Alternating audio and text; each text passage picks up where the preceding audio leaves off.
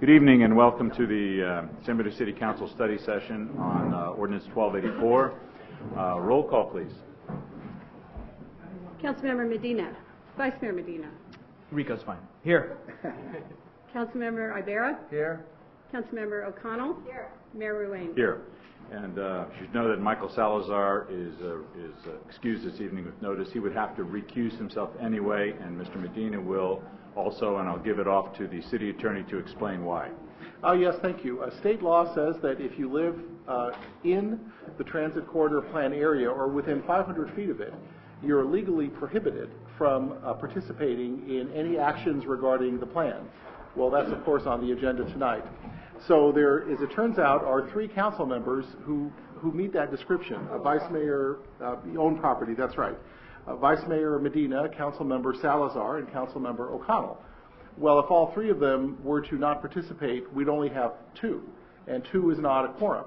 So state law says in that case, the three people who can't vote draw straws at random, and the person who picks the short straw is the person who then participates for the duration of the item. And it turns out, in this situation, Council Member O'Connell drew the straw, and thus is participating in the three council members that constitute a quorum. So that is the reason why Council Member Salazar is not here, because he couldn't participate anyway, and Vice Mayor Medina will be also recusing himself from the discussion tonight because of that state law requirement. Through the chair. So obviously, I will ask the city attorney to explain that, because some folks have asked me as to why I wouldn't want to be a part of the process. I so much would. I have a lot of convictions and love for this town that has been my home my entire life. So unfortunately, law precedes my emotions or feelings, but I will listen to the audio. I will see what comes before us as a community, and as a resident, I will exercise my right and my vote if this is placed on the November ballot. So hopefully my colleagues do a good job and I'll be able to support, or if not, I will exercise my right at the ballot box, as we all will. So take good notes from me. Thank you. Thank you. And since we're all here this evening in this beautifully remodeled with the murals and everything, Veterans Hall, I would like to ask us to all stand for the Pledge of Allegiance. David, would you lead us, please? I pledge allegiance to the flag of the United States of America and to the republic for which it stands, one nation, under God, indivisible, with liberty and justice for all.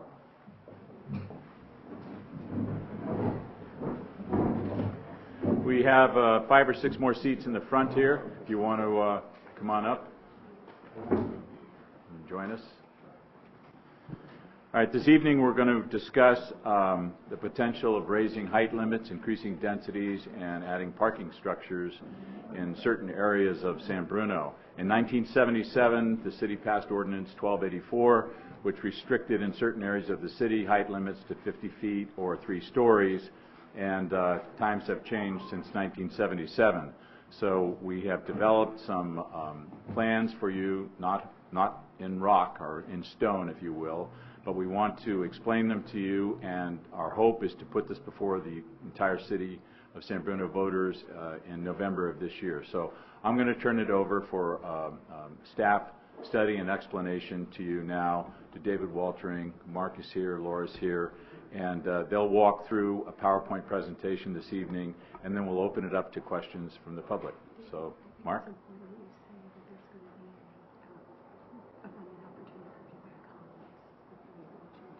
David. Yes, good evening, Mr. Mayor and council members O'Connell can everyone and hear? There we go. Okay, again, good evening. The primary purpose of tonight's study session is to discuss and receive direction where appropriate from the City Council on important next steps to move forward with the implementation of the San Bruno Transit Corridors Plan, the TCP. This plan was adopted last year on February 12, 2013.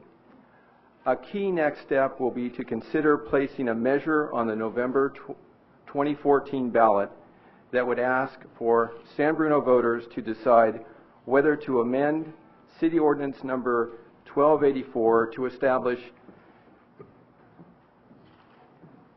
new building height limits allow an increase in residential densities and allow above-grade parking garages only within the transit corridors plan area, only within that area. Ordinance 1284 was adopted in 1977 and restricted residential densities to those allowed in 1974. The transit corridors plan identified the city restrictions in Ordinance 1284 as disincentives to private investment in the transit corridors plan area, and therefore financial and economic impediments or barriers to continued improvement and transformation of this important area within the community, the city's downtown. The vision for the downtown, as shown and depicted in the transit corridors plan, is for a thriving transit hub and pedestrian-friendly mixed-use village and community gathering place in this particular area of town. Staff's presentation tonight will be to review the vision as provided in the transit corridors plan, to discuss the tools to achieve that vision in the plan and the anticipated benefits of the adopted plan, and to discuss and receive direction on next steps, including the possibility of putting forward a ballot measure before San Bruno voters later on this year in November. After staff's presentation, the council will have the opportunity to ask any questions of clarification of the staff presentation. The public will have an opportunity to comment on the staff presentation, and then at that point the council will discuss the presentation, the public comments, and provide direction as necessary on the ballot measure to move forward with the implementation of the transit corridors plan. So that's an overview of tonight's presentation and agenda. What I'd like to do now is to move forward through our PowerPoint presentation, which we put together to really, as I said before, talk to you a little bit about kind of a refresher on what is the vision of the transit corridors plan, what are the tools to implement that vision, what are the benefits, and then next steps. Where do we go from here? First, in terms of the transit corridors plan area, it's important to realize that the area itself really is the downtown area, the historic downtown area of San Bruno. Looking at the map on the wall, you'll notice that the key streets in the area are San Mateo Avenue, El Camino Real, San Bruno Avenue, and Huntington Avenue. This is the area of the transit corridors plan. The plan was adopted last February, after about 4 years of community outreach and engagement. The engagement and outreach included a number of workshops and public meetings and hearings, and then led to the adoption last year. This plan also included a full environmental impact report. Based on the work that the staff and consultants did with the community and the exchange of ideas and input, 5 distinct character areas were identified for the transit corridors plan area. Each one of these areas then was developed with particular land use patterns, development standards, and design guidelines as to how they could develop into the future.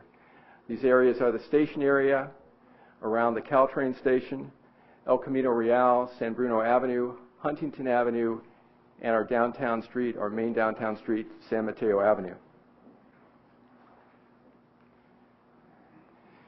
The vision, as anticipated in the transit corridors plan, with the development standards, design guidelines, land use patterns and schemes, would result in transformations, kind of like the one I'm going to show you here, where we have kind of an existing condition, and as envisioned with the transit corridors plan, based on the guidelines, development standards, etc., the sort of view you might see, the sort of future we might see here in the community would be something like this, where there would be a mixed-use development. In fact, mixed-use development is kind of a key attribute of the transit corridors plan itself, where there in many areas would be commercial on the ground floor with residential units or offices above, with the idea of really creating space that could be used day and night, 24 hours a day, places where people could come to shop, to be entertained, to dine,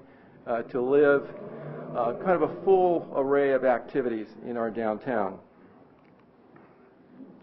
The vision, too, looks at some of the existing structures and local character, buildings like this that provide a lot of character and distinction in terms of architectural style. And the idea would be where we have buildings like this to preserve them, incorporate them into the overall plan.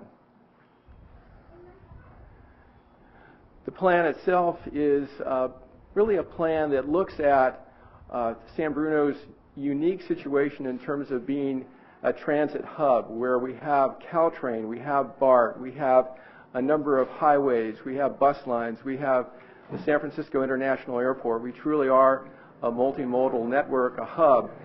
And the idea really is to take advantage of that opportunity here by allowing for mixed-use development, a compact development form, allowing for buildings to go higher with a mix of uses so that there could be the opportunity, better opportunity to take advantage of the transit that we have in this area, and to also create a situation where local businesses could take advantage of the opportunity of having people working and living nearby and could use the restaurants and retail shops, and there would be kind of this synergy that would be very much a part of this mixed-use transit hub environment.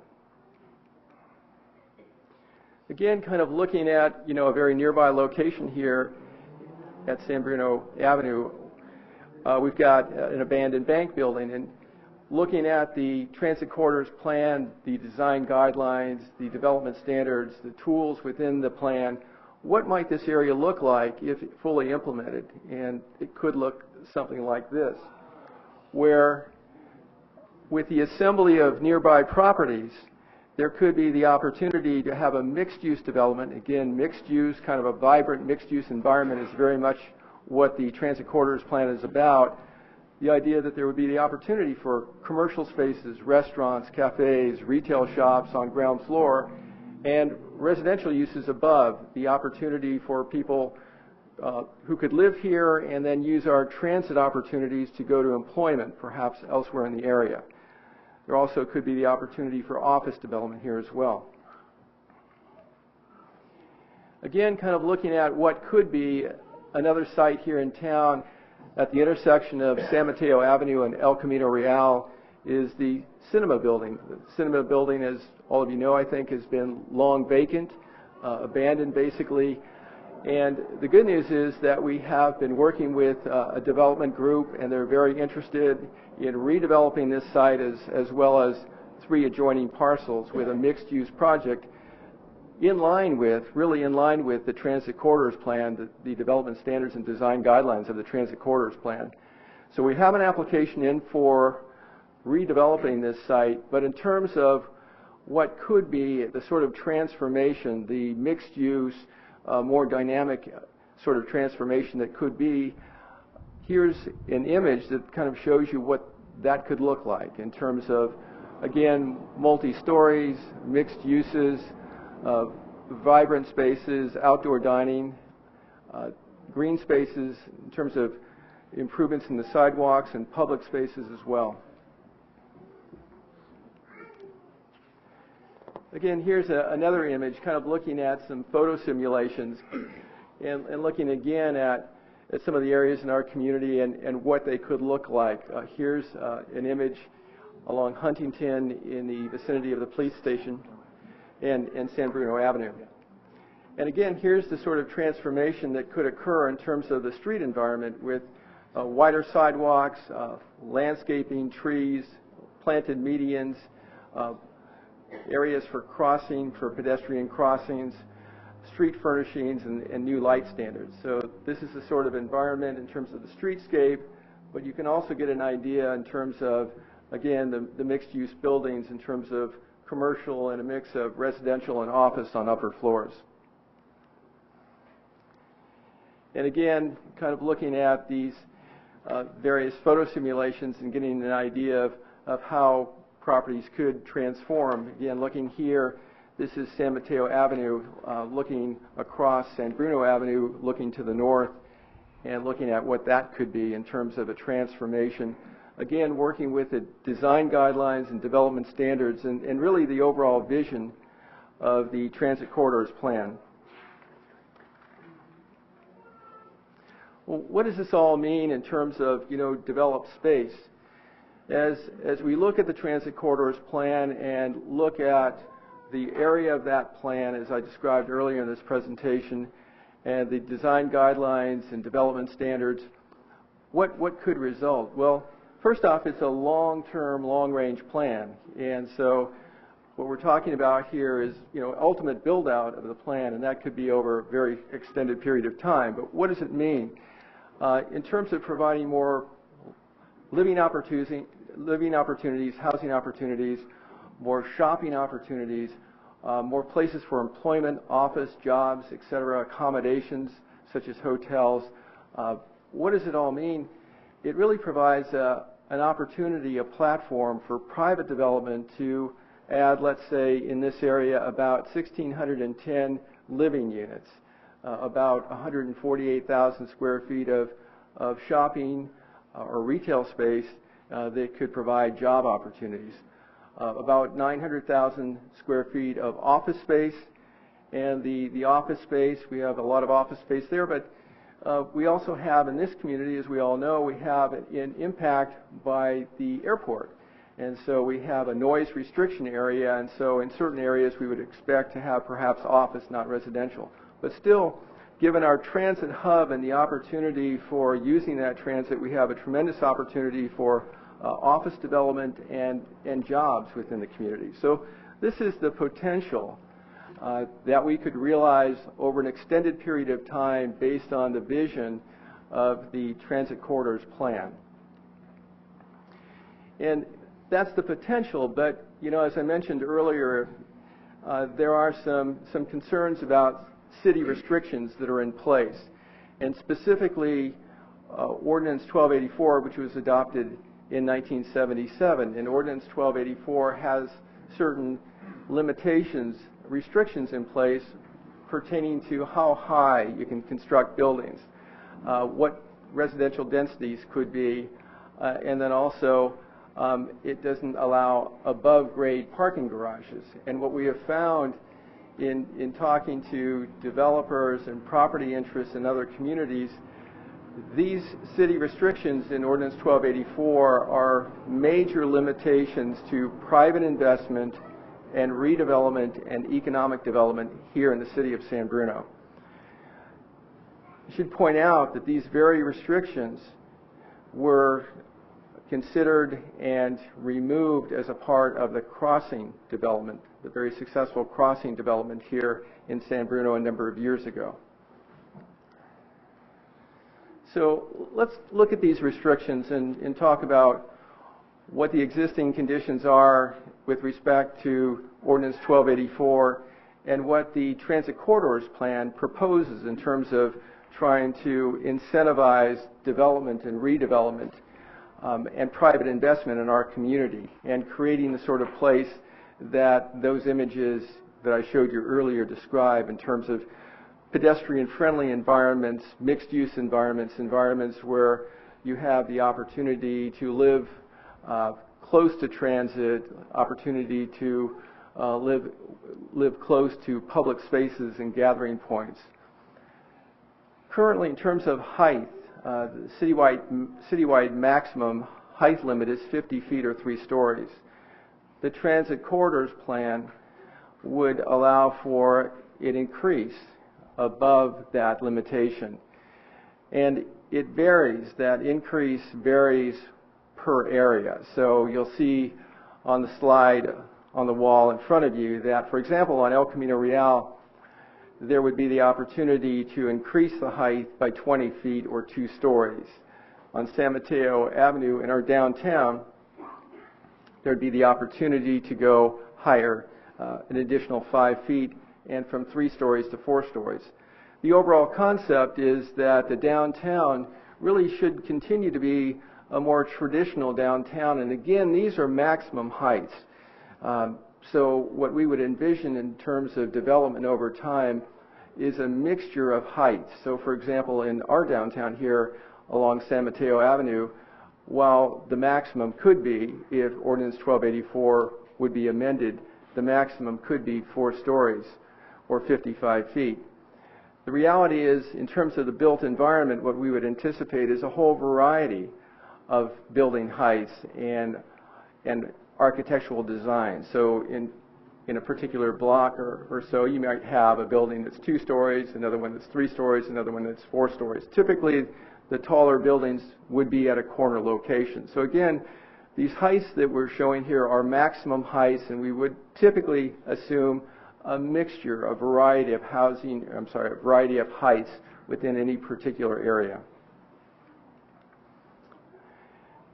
This slide depicts where those heights are. Now, in the prior slide, it indicates the location by name: El Camino Real, San Mateo Avenue, San Bruno Avenue, Huntington, and so on. This slide actually shows the areas more graphically in terms of a color pattern here to kind of give you an idea, again, where those adjusted heights would be.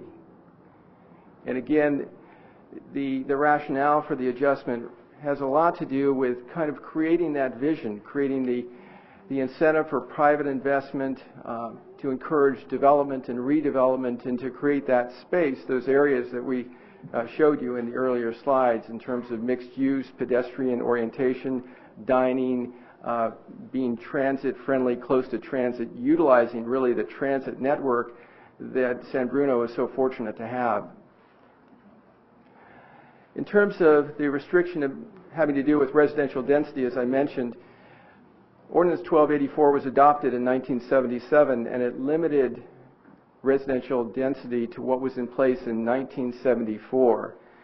And so what's envisioned in the transit corridors plan area is to bring living units, places for people to live, and again at build out over an extended period of time. While currently there are about 320 residential units in the TCP area, we would imagine that there could be up to 1,610 new living units close again to transit, close to shopping and employment opportunities.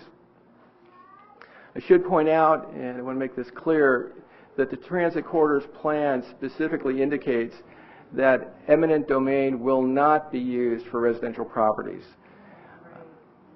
So that's very important to be aware of. The next restriction, city restriction, I wanted to bring to your attention has to do with parking structures. Again, it will be important over time to look at our parking needs to make sure that there's adequate parking for the success of businesses, for our residential uses and mix of uses in our downtown area. And so over time, we would imagine that there would be a parking facility or facilities in the downtown area. Presently, Ordinance 1284 does not allow for above-grade multi-story parking garages.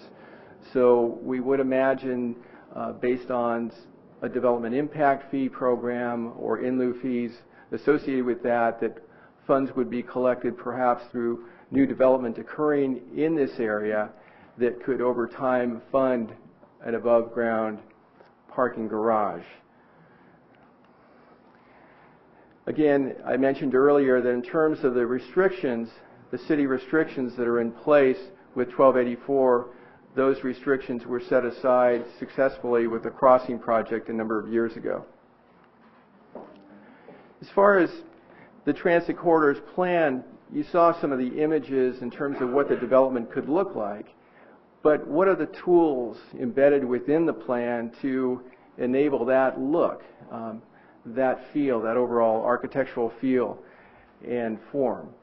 And for example, I'm going to go through a number of the tools that are within the transit corridors plan that the development community will need to satisfy. They'll need to design their projects to satisfy and meet. So for example, to create interest, architectural interest, and also to step back higher development from residential properties nearby, there are setback and step back standards. The setback standards have to do with having a minimum setback from a property line to a structure, and the step backs, as you look at this diagram here, this profile here, you'll notice that as you go up 3 stories, in the case of this particular slide, the building is required then to step back a minimum of 15 feet.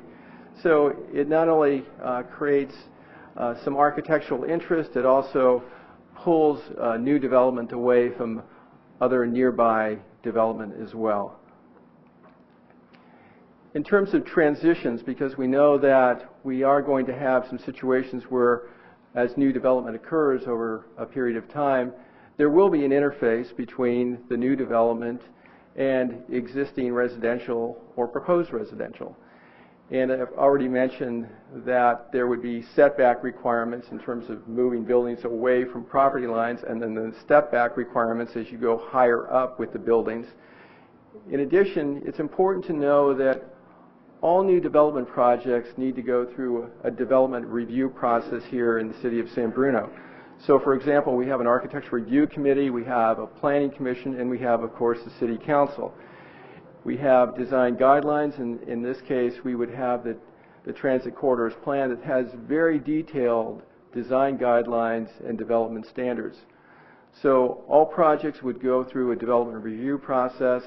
There would be a requirement that findings of fact would be necessary to satisfy, to assure that transitions between the proposed new development and existing residential development would be satisfied in terms of setbacks, step backs, and just sensitivity to those existing properties given the proposed new development.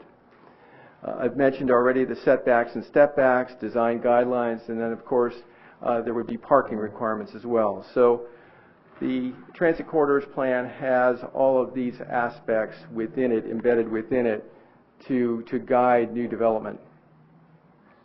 Here's a little bit more information on step backs and setbacks. Again, you can see that it creates a very nice articulation, offsets in terms of the architecture. It also creates some sensitivity to nearby uses as well. Excuse me, David. I just want to remind the folks there's about 5 or 6 seats still available up in front if you don't want to stand. So, go ahead. Additional tools within the transit corridors plan have to do with floor area ratios. So, for example, the maximum floor area ratio is 2.0 for parcels under 20,000 square feet. And by the way, the majority, over 90%, I believe, of the parcels within the transit corridors plan area probably fall within that category of being under 20,000 square feet. So within the transit corridors plan area, we have a large number of parcels that are actually quite small. The objective here really is to incentivize that properties be assembled, merged, brought together, so that we can have development projects that create more interest, have more opportunity to go somewhat higher and have more offsets and more architectural appeal. The design guidelines included in the transit corridors plan require that there be building offsets so that we don't have flat facades, but there's articulation. Facades are moving back and forth. The guidelines also call for distinct architectural features and elements at key locations, such as intersection locations. Also, in terms of the parking structures themselves, as I mentioned, the intent would be to have above-grade, above-ground parking garages, but the transit corridors plan does provide for design guidelines as to how these structures should be designed in order to blend in, to integrate in with the developed areas. So, for example, the idea really would be, in some cases, to have, let's say, ground floor commercial and create a facade appearance that looks more like an entire built structure, a used built structure, not necessarily a parking garage, but maybe, it could be a retail space or office space or whatnot, or face the public street with an active use, a retail use, an office use, with the parking on upper levels but behind. So those are some of the ideas, and there are specific standards and guidelines in the document to design to. In terms of the public area, the Transit Corridors Plan also has design guidelines and development standards for the public area, the streets, for example, not just the private developed space, but also for our public areas as well. And the intent really is to create pedestrian-friendly, walkable areas, places people enjoy going to, that are landscaped, that have tree cover, that have benches, that people would enjoy going to in terms of just gathering or moving through our community. The plan also has an overall strategy for, again, going back to parking garages. The concept would be to provide opportunities to park once, shop, move around the community, come back, and not have to get in your car, move around.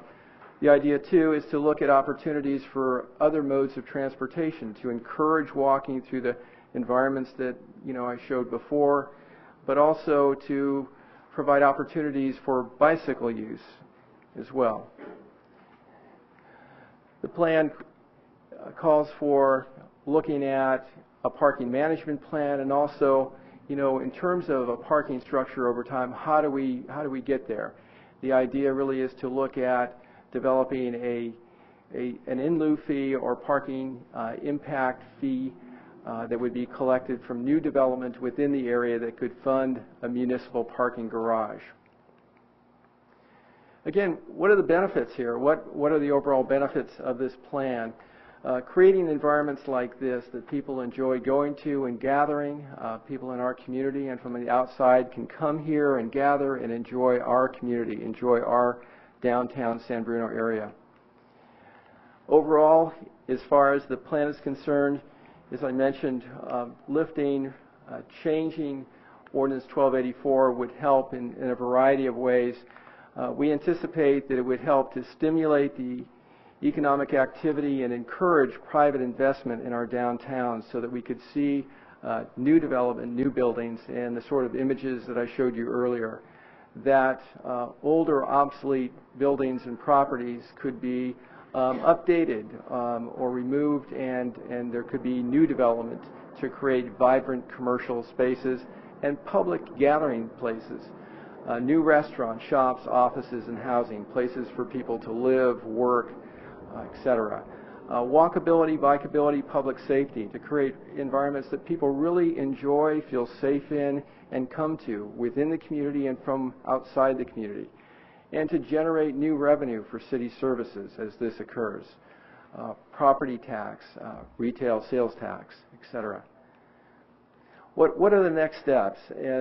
As we made this presentation, in terms of next steps, we're looking at the opportunity to amend Ordinance 1284 to allow for the adjustments in height, to allow for the increases in residential densities, to allow for above-ground parking garages.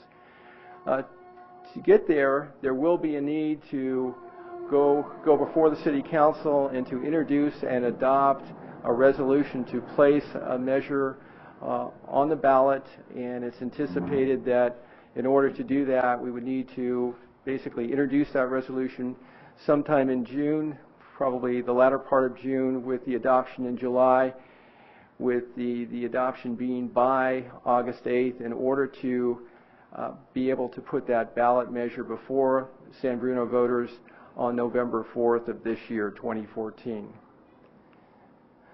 That's our presentation. We'd be happy to respond to any of your questions. Thank you. All right. First of all, any questions, Ken or Irene? We've been briefed fairly thoroughly on this already, so don't think we're avoiding questions. Also, I want to turn this over to Connie Jackson briefly, our city manager, to address one particular item that we've heard. Thank you, Mr. Mayor. I wanted to just reemphasize one point that our Community Development Director made tonight, and in particular in light of some information that we in the city just received today, that perhaps there's been some individual or individuals knocking on doors in the neighborhood in this area to talk to people who live here about some initiative related to an eminent domain having to do with the Caltrain station.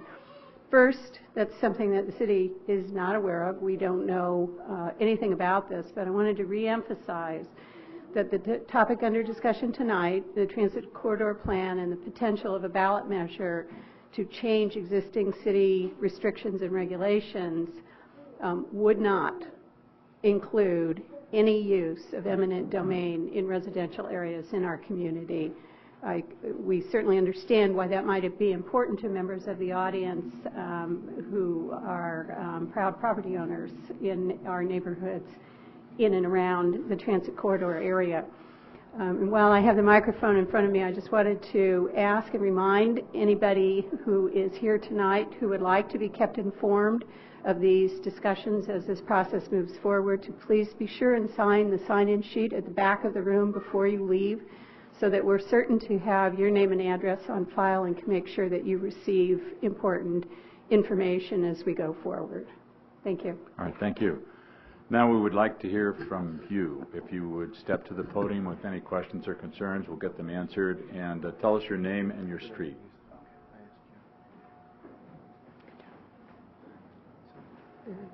Robert Rico, 7th Avenue. Can you explain the floor ratio? I thought I understood it, but I'm confused. Thank you.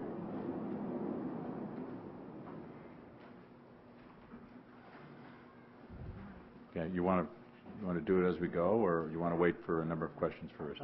Perhaps wait for a number of questions. Okay, all right, that's fine. Anyone else? Lori Greenberg, Fleetwood Drive. I just had some questions for some business owners that are on the 800 block of San Mateo Avenue. Their concern was a lot of them don't own their businesses, they rent, and they were concerned that their landlord would sell the property and they would be out in business, and they just wanted to be heard and made that known to the city council that they were concerned of losing their businesses in case their owners wanted to sell their property. Okay, thank you. Hi, Russ Steins, 851 Reed. I just wanted to say that I'm looking at this and it looks like San Francisco almost. The whole, what I'm trying to say is if I want to go to San Francisco, I'll get in my car and go 15 minutes and go to San Francisco. It looks like it's going to be really way built for San Bruno. It looks like we're going to lose the residential thing in San Bruno, and I know we have a lot of abandoned buildings and we have to do something about it. I completely understand where you guys are coming from. I just don't know if this is the correct way of going about it. I look at like Burlingame Avenue, for instance, and it's cool. I walk down there, everything is cool. It's neat to go there. It's a cool place to go. It's quaint. It's neat. It's not San Francisco. If I wanted to live in San Francisco, I wouldn't have bought a house in San Bruno. If I wanted a 70-story building built in front of my house 300 feet away, I wouldn't have bought a house in San Bruno. I would have bought one in San Francisco. And I just want, I know that we need to make money. I know that San Bruno, the city of San Bruno needs to make money. I know this is about money, and I understand business, and I know that we got to move things. Things can't sit. The building can't sit abandoned. A bank can't sit abandoned for 10 years sitting there. I understand the frustrations of you guys, and I know that you're here to try to make San Bruno a better place. I just don't know if this is the way to go about it. And the other thing I did want to say is I was at the last meeting, and Ken, you asked me to keep an eye on what was going on over this year. I did want to say I did notice that you were at the Cancer Superhero thing, and I did notice that you were at the Walk for Life, and I do notice that you're participating. You're out there in the city, and I appreciate what you're out there doing. So I just wanted to give you my opinion on it. Thank you. Okay. My name is Carol Navarro. Could you speak right into the mic? My name is Carol Navarro. I live right on 2nd Avenue. And according to your drawings over here, there's a dealership there, but apparently the dealership is a big building now in the drawings. I mean, it's bad enough we've lived through all this construction, and we're going to live through all kinds of construction again. And how can you go in your backyard and not have somebody in a building next door to you. 15 feet is nothing. They'll be looking right in your backyard. I don't think that it's right that you should ask the residents to put up with having real high buildings right next to their houses. Okay. Hi, my name is Juan Torres. I live on Buena Vista Avenue. Juan H. Torres, I'm sorry. You said that you got opinions from the community. I would like to ask, which community? Because apparently not the working class community that are going to be diversely affected by this. These restaurants, these hotels, these offices, from what it seems, it's targeting the middle class part of town, the middle class outsiders, not the working class. I didn't see a single blue-collar job in this presentation, or nor the potential for it. I just see the knocking down of auto body shops, buildings, working class area. There's nothing there in the favor of the working class.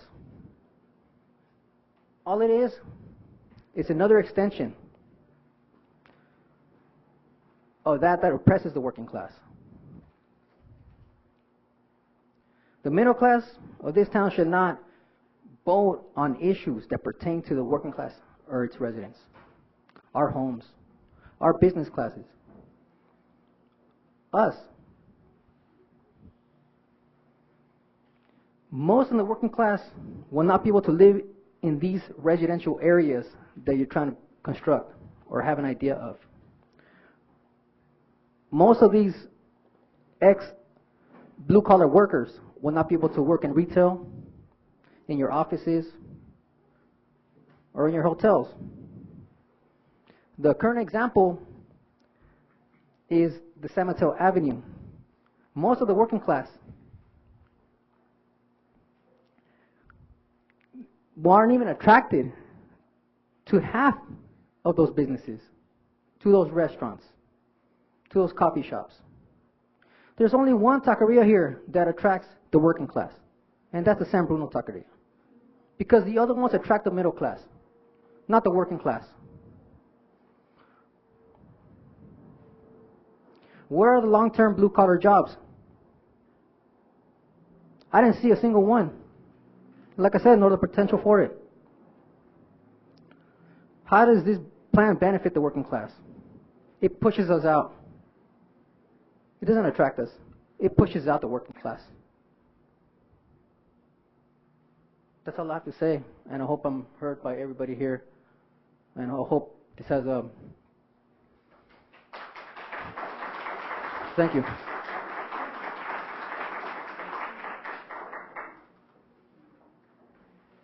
Good evening, Mayor Ruane and Council Member Ibarra and O'Connell and my fellow San Bruno residents. I'd like to start off my commentary by first off thanking all the many men and women who contributed to building our beautiful train station that we have now. I think they did an excellent job, and I love walking by it and seeing the beauty that has been enhancing our community. And I wanted to raise up some issues about safety.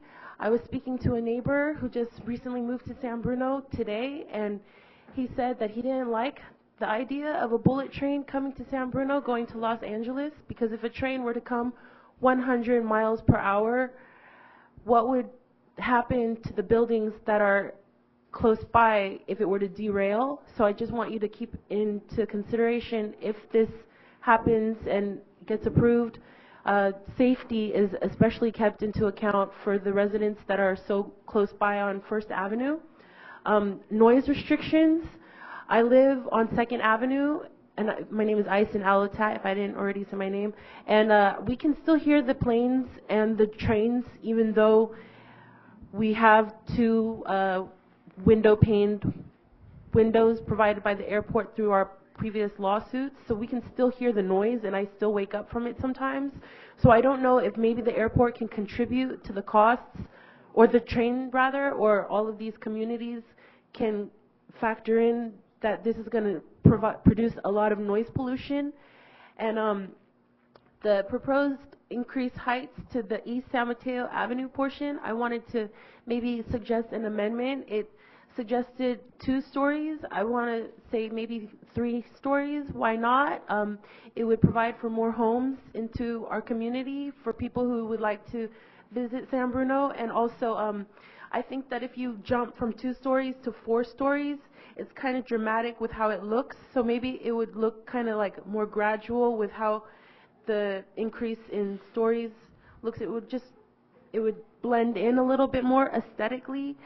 And also the hub.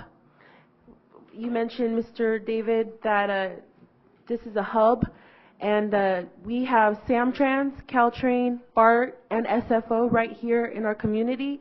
I think for this bullet train that is sort of in the works for the city of San Bruno, it's a good idea because it will increase our property value and it will be able to turn into fruition the full potential that our town has. I look at San Bruno as a town, even though we call it the city of San Bruno, and I just want to bear in mind that, you know, we keep our charm, and I don't want to try to emulate Burlingame or San Francisco. I want to keep the unique vibe that the city of San Bruno has. So just, you know, those pictures looked really beautiful, but it looked a lot like Burlingame. And I don't want to copy Burlingame, and I especially don't want meters. I was talking to boss Mike at Grand Leader Sandwich Station, and I was reading an article, and I was like, what do you think about meters? And he said, honestly, I don't think it's going to cost more money to have meters and upkeep them and have the meter parking maids come by giving people tickets, then it's going to make money. And I don't want to have to make a quick 10-minute stop downtown and have to pay 25 cents for, you know, I don't want our town to be blinded by monetary value. Don't get blinded by the money that this is going to bring into our town. Okay, we've got to wrap it up pretty quick because we have other people. I'm wrapping it up. And I'm from the parish of San Bruno, and we're the little parish with the big heart. And I think San Bruno is similar as a whole like that. So I just want to, you know, throw across an idea that my sister and I had. So maybe we can have a nonprofit organization come into our community so we can incorporate blue-collar workers and people who are working class or domestic abuse violence people or people who are affected by gang violence, because there's a lot of Sureños and Bloods in this neighborhood, if you didn't know. So I just wanted to, and also no drones. I want to put that on the radar of everyone, no drones. All right, no drones. For our safety and our children. Thank you.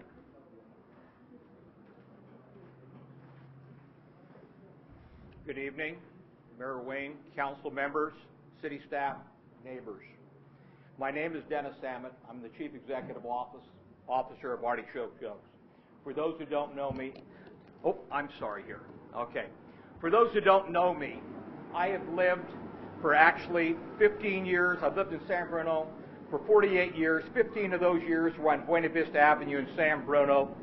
The balance of that was on San Antonio Avenue.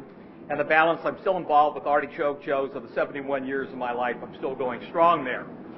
I'm here to address tonight only the San Mateo Avenue portion of the Transit Corridor plan. No other part of the plan am I addressing except San Mateo Avenue. I have no comment on the other positions of it. San Mateo Avenue, let's face it, is tired. It's just plain worn out. It needs a facelift, and Botox will not correct the problem, I'm afraid, at this time at all. San Bruno is a juncture where decisions have to be made. There's no quick fixes anymore, no simple solution, only intelligent choices. Our downtown is worn out. Like other cities, we're also forced to address affordable housing. This is mandated in the law. In order to achieve that goal, developers have to utilize higher density to make projects pencil out. Simply stated, where the land is dear, which it is in the downtown, you must go higher to generate more revenue per square foot to make things work. With the dissolution recently of the redevelopment agencies, it has become more difficult to find subsidies to help us out with this project. For decades, I've been around a lot of them, the peninsula governments have tried everything in their power to get people out of the automobile. It simply has not worked, as we're probably all aware of at this time. Now let's return to the transit corridor plan. How do the folks in the outer areas of San Bruno or other cities come to our town to visit our downtown? Why, naturally, they're going to drive their automobiles. Well, where are they going to park? Or are we going to send them to another town because there's not adequate parking with it? Parking is the key to a successful downtown. May I suggest in here, and maybe I'm overstepping my bounds tonight, we're looking at the Caltrain station. I believe they have 191 parking spaces they've allocated. Population in this area is supposed to double in 20, 30 years, and maybe triple. By that time I'll be in the ground, so I'm not going to worry about it. But the thing is, that whole space, they should not allow the building of another structure there. I think what the trained people were looking at, a 6 or 7 story structure. That whole thing should be a parking structure of 600-700 cars. Look at it right now. I'm being impacted, as other people in the downtown are. Neighbors are being impacted because of the Caltrain parking right now. If we don't address it, and naturally people use the train more, pretty soon they're going to be expanding more into the neighborhoods, which I'm sure they're right now. And I don't think it's going to be a very popular thing to issue parking permits to 1st, 2nd, 3rd, 4th Avenue, along Euclid Avenue, along that corridor.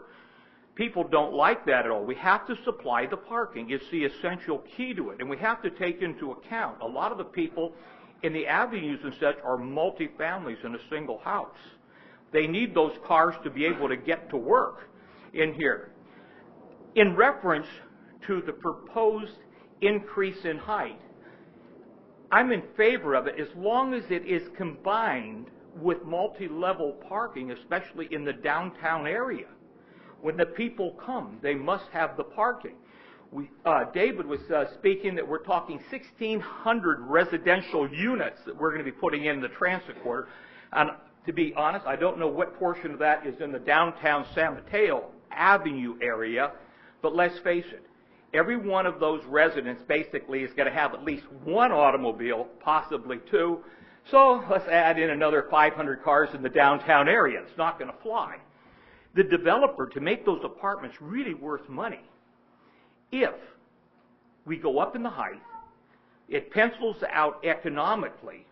The parking, the developer can put in a multi-level garage along with it. Those apartments, condos, whatever you want to call them, are worth a lot more money if they have a parking space associated with them. Okay, Dennis. But if everybody has to hunt, that's the end of it. I'll sum up, Mayor, in 1 second here. Without parking, success is short-lived. Just look at downtown Burlingame. I invite you all to go to Millbrae, take a look around, see what's happening. Cities that are on the go, Redwood City, San Mateo, right now, are trying to incorporate parking in the downtown areas. Remember, without parking, we're all looking at unintended consequences. And it's up to you folks. Thank you very much, Mr. Mayor, council members, staff. I appreciate the opportunity to speak tonight. Thank you. Thank you.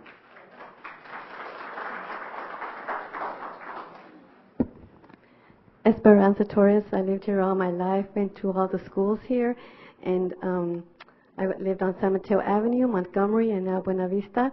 I don't like the plan at all. I don't like it. I just wanted you to know, and I think it needs to be modified a lot. Okay. Hi, my name is William Yan. I'm on Genevieve and Elm. I'm kind of thinking that this plan might increase the density of the flow of the traffic on the streets on Genevieve, because there's 2 schools in that area, the elementary school and the kindergarten. And about every day, Monday or Friday, 8 to 9, there'll be a lot of traffic, kids waiting to get on a school bus. And there's a bus stop on Genevieve and Elm also, so there's people waiting on a bus stop. And even at 8 or 9 in the morning, and then when the kids get off at school at 2:30 about to 3:30, and it will increase. I think it will increase a lot of traffic, and maybe we need to do something about it to resolve these issues for the TCP project. All right, thank you. Anyone else?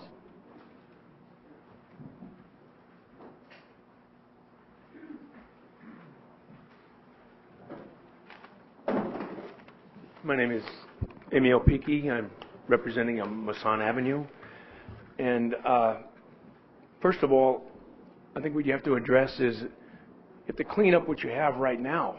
I mean, you're worried about building all these new high rises and everything else, but you haven't cleaned up San Mateo Avenue itself. You've had the theater parking, the theater area over there that's remained vacant for so many years, and now all of a sudden you have somebody interested in it. Where have they been all these years? So that's what you have to work on, is get that part taken up and get the San Mateo Avenue area and Huntington Avenue areas, get all that taken care of and cleaned up, and work with the people to make these buildings look more modern. And then look at your other business that you have. Again, what is the timeline you're looking at for this whole project? 40 years? 30 years? I mean, most of us won't be here then. And finally, the last thing I have to say, and I'm sure Mr. Zamet brought it up at the end there, don't do what Millbrae did. Don't allow any building to be built without adequate on-site parking.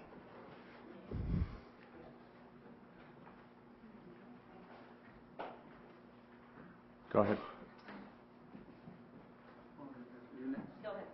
Thank you. My name is Roman Iscu. I'm in 4th Avenue, and I've lived here all my life, and I really enjoyed seeing this presentation. It's been a lot of people put effort into it. The public put a lot of input to it too, and this process was done in cooperation with the community, and they were involved. I was involved in a few meetings myself with this, and I can see from this meeting right here that this should be regenerated again to incorporate some of these new thoughts, because there's a lot of things coming up here. So I really like to see this happen, but it looks like there's too much conflict right now with the new ideas, and some of them are good, and some of them need to be. They all need to be considered. So I think this process should continue. Like you say, there's nothing in stone. So that's my only comment. Thank you. Hi, my name is Paula Bradley. I'm on 2nd Avenue.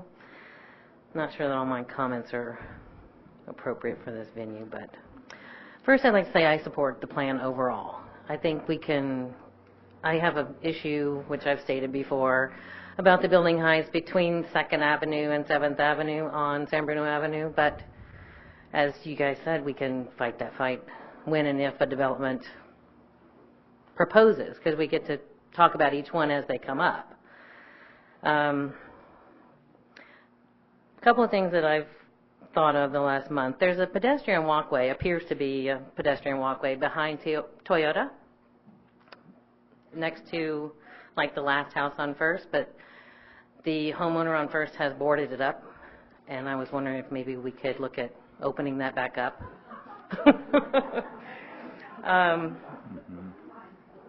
Since First Avenue has been closed, we've got a major increase in traffic on 2nd Avenue and a lot of speeding. And we have dogs and cats and kids, and I'd like to see about maybe a speed bump. Think about it. On 2nd Avenue, between Pine and San Bruno Avenue. Yeah, when they turn the corner there at Toyota, they just floor it. So, another thing is, you talk about the bike lanes, the biking. There are no bike lanes. Are there any bike lanes in the proposal? The picture shows a guy riding his bike on the sidewalk. That's probably not ideal. One of the other things that I proposed in the past before this train stayed open was recycle bins on the platform. Didn't happen. We have the same one-use trash bins. And, oh, I'd like to know if you're going to pave 2nd Avenue when this is all said and done. Yep. That's it for me. Thank you.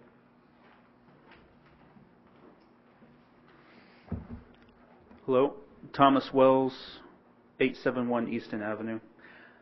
I support the plan in general. I think things need to be done in order to spur at least some redevelopment in the area. But like most people have already stated, or I've heard previously, that things such as the building mass and varying the facades of the buildings so that they don't appear to be one giant block or mass. And I know it's been stated in the guidelines. And also, a second point, that if you give developers limits, height limits, it was stated earlier that, some developers might build to 2 stories, some might build to 3 stories. No, that's not going to happen. If you give a height limit of 3 stories, a developer is going to build out every single square inch possible in order to pull as much revenue in. So there's really no incentive to go a foot below. If you give 55 feet, one might be 54 feet, one might be 55. You're not going to get 10 feet below that. That's not going to happen. And I think that a tool that can be used in the guidelines, or better yet in the zoning code, is to allow for these, you have step backs at the tops of the buildings, and so you have a step back of 15 feet, and so the developer will just shoot a line straight across 15-foot step back within the guidelines of, maybe I'll put just change the roof line a little bit to comply with the guidelines. But I think that if you give the developer more flexibility, such as, okay, we'll let you build 5 stories and exceed the step back, but you have to sacrifice some building mass down below. Now, that will inherently really drive articulating the building in a deeper way, so that it really carves some negative spaces into this thing. And as an example, I give the building that was constructed next to Millbrae Pancake House. It more or less complies with all of the guidelines here. And you see what that is. It just appears, even though they did little step backs here and there, it still appears to be one giant mass block of building, and it attractive. I mean, some people say, yeah, but I wouldn't be one of those. A separate point, it was mentioned earlier about the historic and quaint character of the downtown San Mateo corridor, but I haven't seen anything about maybe preserving some of that in some fashion, whether some facades are retained and you maybe build some mass behind them, or maybe some don't qualify for it to be historically significant, but I want to throw that out there. And closing, for our intersections that we have around this project, I would strongly encourage on the secondary intersections the use of roundabouts instead of intersections with traffic lights. They tend to slow traffic down tremendously. People are more aware of their surroundings when they're driving because they have to navigate around. And it creates a more pleasing environment for pedestrians. And it's worked very well overseas in UK, and we just don't do that enough in this country. Thank you very much. Thank you.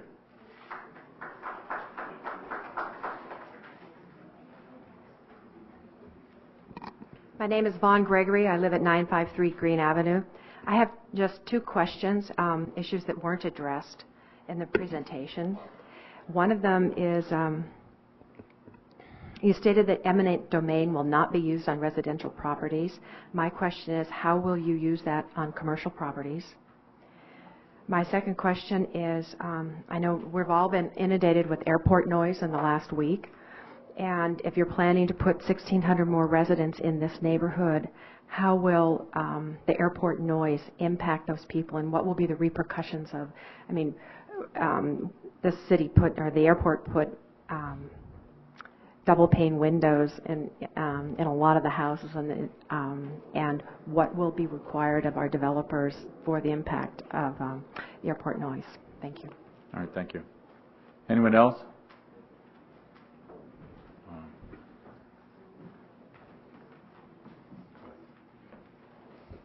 Pat Nielsen, Greenwood. I've lived in San Bruno for 28 years. I've raised 3 children here. I myself am a graduate of Skyline College, as well as my wife's a teacher's aide up there, and 2 of my children are graduates of Skyline College. I'm also a senior manager of a major employer here in San Bruno. As I've discussed with the city, there's a strong association with our employee base with the downtown, and if we can do things to make it more attractive to bring our employee base down in, it could address the concerns about blue-collar workers. And we're very concerned about creating jobs, even in the small to medium businesses. That's the vitality of our country. And so our goal is to be more involved in the community outreach, and along with that, work with the City of San Bruno and the community and residents to say, what are those things? And I heard a couple of very valid comments tonight. One is around job creation. It is the most vital thing we have to think about in terms of what we're going to do in our community. The other thing is, what are we going to do with our young? My children. My children are moving out of the area because there's not the opportunity here. And I want to be more involved in creating that opportunity. I love San Bruno. I have lived here, like I said, for 28 years. I could have moved anywhere I wanted to, but I chose to stay here. Why? Because I think the community is a great community of people, of diversity, and just a balance that we need to maintain. But at the same time, we have to do things to become more vital and to become more important. And so with that, I see a balance that can be struck. I see an opportunity here for the community, as well as the companies that are going to be coming here. And I certainly, support the whole revitalization, but I do share a lot of the concerns, and I think many of them are valid. Thank you. Thank you.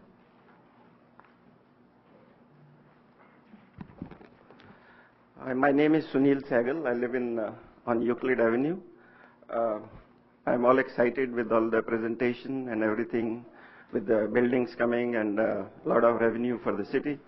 And in the presentation, one of the things which I request the city to let us know, the residents, as per the global warming, the sea level is going to increase by 12 feet.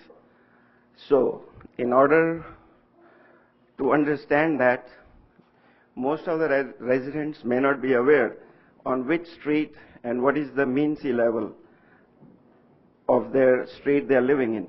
There could be a possibility, I'm not sure, unless I do the research work, that if the sea level is going to increase by 12 feet, and say San Bruno Avenue is 10 feet mean sea level, 12 feet, 2 feet of water will be on San Bruno Avenue in the year 2050.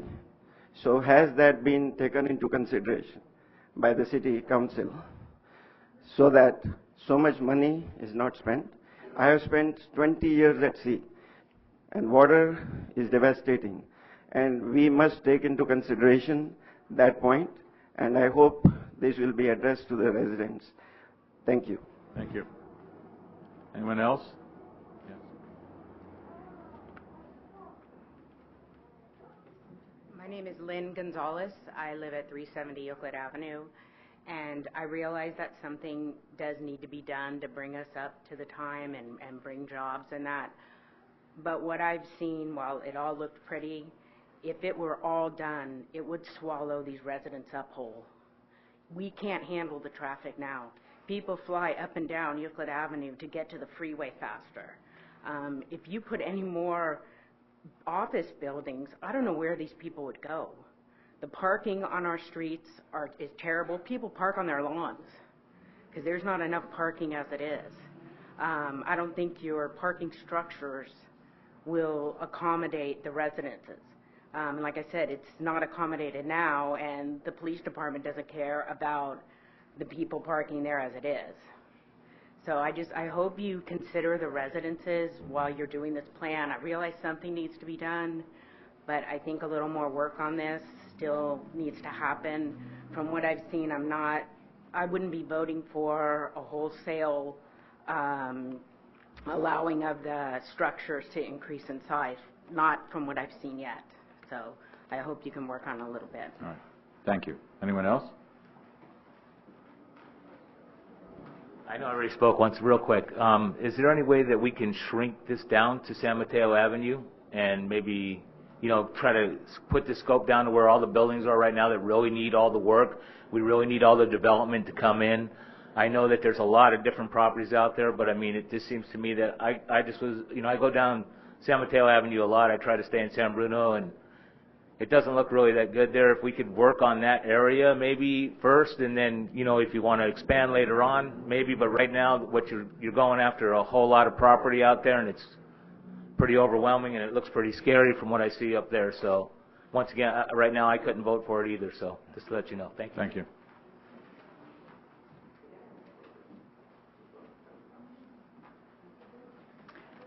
Hi, I'm Stephanie Xavier, and I live on Elm Avenue in San Bruno.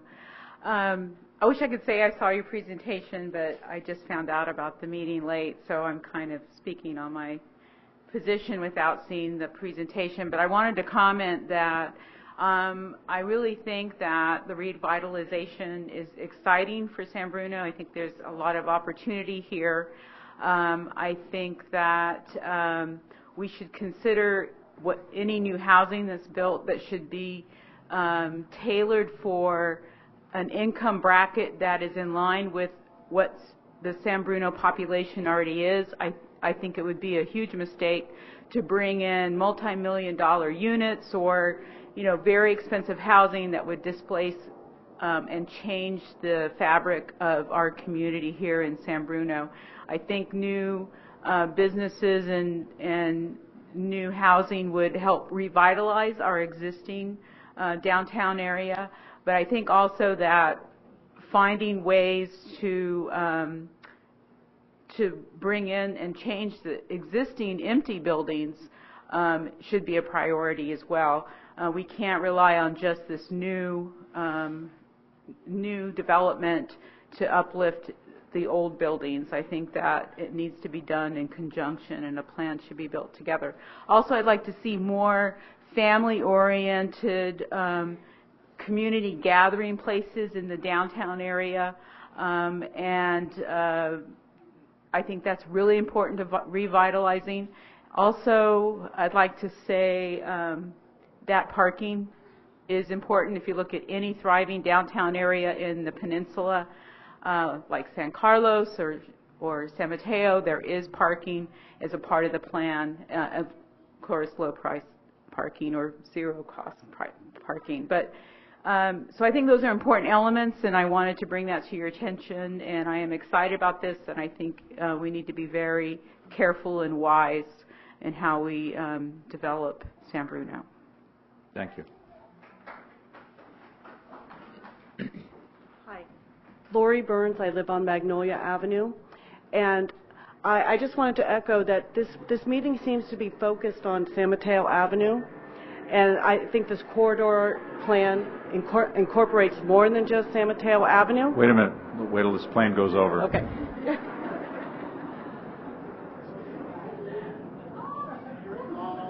All right. You're on.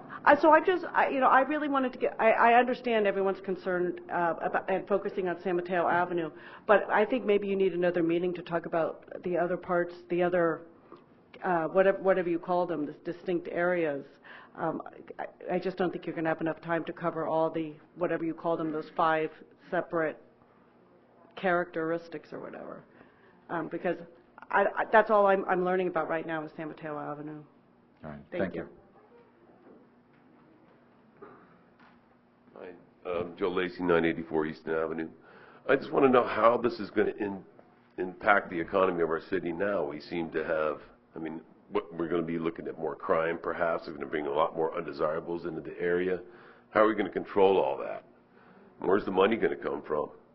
We already have a police department and a fire department that seems to be, you know, we're hard up for cash. Our police department seems to be overwhelmed. Now you're going to impact us more with all this construction, all these more undesirables infiltrating the area. What are we going to do about that? Okay. Thank you. I already spoke. Let's make it quick, okay? Because everybody had their Okay, turn. I could answer his question as far as there will be more police presence because a lot of this, the funding for this is going to go to public safety, which means there's going to be more pulling over of the working class youth, more profiling of those suspected of being undocumented, those standing out just like that. And I would like to address I'd like you to something wrap it very up. You clear. already had Okay, your yes, you already yes, had your yes. turn, please. Okay, Thank and you. as far as this issue, this ordinance, there is no modification. You're either for it or you're against it. They have their mind set. It's already an ordinance, so they're not going to modify anything. I'm asking you to wrap it up right now. Thank you. Thank you very much. Anyone else? Okay. We'll try to get some answers. We had a number of speakers here. I just want to state one thing, and I'll speak for myself, although I think Irene knows what I'm talking about, because we ran for council almost 20 years ago now. And Ken was actually appointed the first time, but one of the first things we heard when we were knocking on doors, and believe me, we knocked on almost every door of the city, was, why can't you do anything to the downtown? Why can't you do anything to this train situation? Why can't you bring people in? Why can't you? I said, the answer is you have to make it attractive for them to come, all right? 20 years ago, you had the 5th worst intersection in the state of California on a train. Now you have a brand new grade separation. It took us a long time. It took us a long time. Over 20 years ago, way before I got on the council, redevelopment was proposed and it was shot down because there was a fear that the council was going to take the east side of the town. We have redevelopment and we did a lot with it until the governor cut us short. So this has been going on for almost 4 years with public meetings, and a lot of the members of those public meetings and the committees are here tonight. We put a lot of thought into it. We had a lot of public hearings. We had a lot of public outreach. So none of this really should be a surprise. It's not perfect. You should know that. And we have a lot of work to do yet. Yes, this is many, many years down the road. Some of it will happen shortly because there are developers that want to take the bank building and build on it, that want to take some vacant land and build on it, that want to add living structures on top of some of the areas on San Mateo Avenue to develop it. So it's not, I know Lori Burns spoke, it's not just San Mateo Avenue. If you look at the plan and read it, understand it, it's a lot of corridors. So we're working on it. It's not perfect, but we're trying to make it happen. To try to cut it back now into small little segments, we'll be here for a year and a day trying to make it happen. We have to either do it or not do it. And it's not set in stone. We have not made up our mind. If we made up our mind to put this on the ballot, why would we have this here tonight? We want to hear what you have to say the same way we heard what you had to say over the last 4 years, all right? This is an opportunity for us. It's not perfect, but everything that comes out of this has to go before the city, has to go before planning, has to go before architectural review, has to go before public hearings. So it's not set in stone going forward. I don't want anybody to think that, all right? You're here tonight because we want your input. This is close to the culmination of many years of very hard work. And unfortunately, and the frustrating thing for me, in city government and any government, it takes time to get things done. But we're at a point now where the economy is finally to the point where people are knocking on our doors. You know, somebody talked about the theater. It's been a terrible eyesore in this town for many years. But finally, we have a developer that says, and it's in planning now, we want to tear it down, we want to do residential up on top, we want to do some retail down below, and the pictures you saw are very similar to what he has proposed.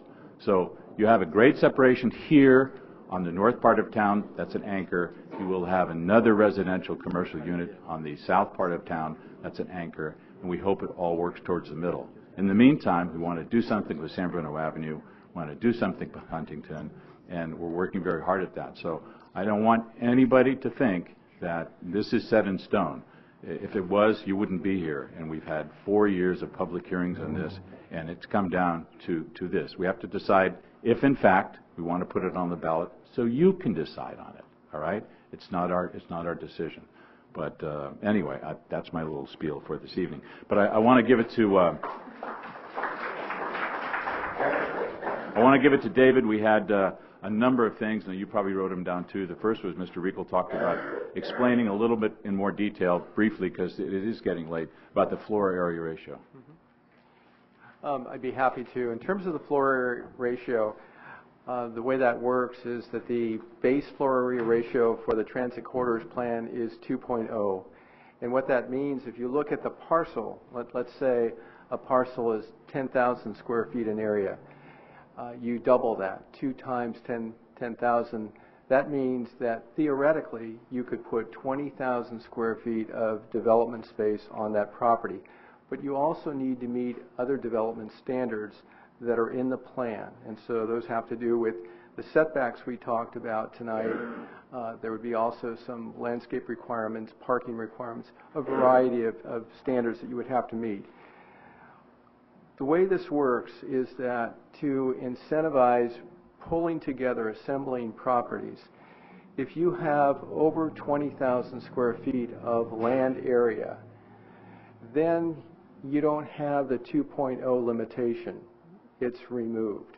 Then you're only dealing with the development standards, parking requirements, setbacks, stepbacks, etc. And the idea there really is that there could be more, theoretically, development potential as you bring together assembled properties. And what I noted in the presentation, a very small number of parcels, under 10% of the parcels within the plan area actually are over 20,000 square feet. So the idea is to try to encourage property owners, developers to assemble properties to create more interesting mixed-use development projects. That's the concept. Okay. And what? Can we just go ahead. Can you just elaborate on Sure. this a little bit more, Dave? What is holding development back on San Mateo Avenue? I mean, what? I mean, please address the fact when you say about combining properties. Practically the entire city is divided up into 25 by 100-foot lots. Some are still 25. Some have been combined.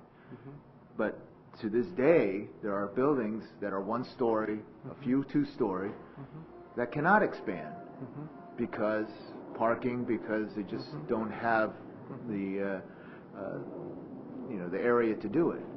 So what's the difference between today standards, today's property owners, versus what the transit corridors plan would afford them?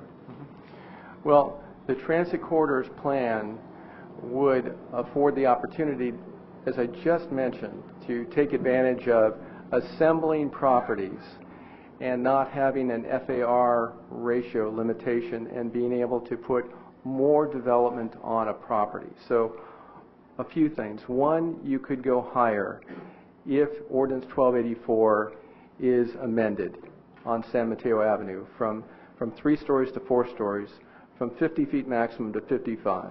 You would also have the opportunity, the encouragement to assemble properties, and by assembling properties you would have more flexibility in terms of development and development potential. You still will need to provide parking, and parking is key. We've heard that a number of times tonight. Another aspect, a very important aspect of the amendment to 1284 is that right now you cannot do above ground parking garages within the community. An amendment to 1284 would allow above ground parking garages within the TCP area, which would provide an opportunity to actually do these development projects that we're talking about. So, lack of parking, constraint on development potential. Those are two key limitations on development in the area. And as I mentioned earlier, we have a large number of very small parcels within the plan area. Okay, I know Lori Greenberg talked about business owners. We're concerned that there's no eminent domain in residential. What about commercial properties? Correct, and perhaps the city attorney could assist with that in terms of responding to that. The plan itself, the transit corridors plan itself, states specifically that eminent domain will not be used for residential properties. I'm not familiar with the state law in terms of commercial properties, but the plan is absolutely clear with respect to residential properties.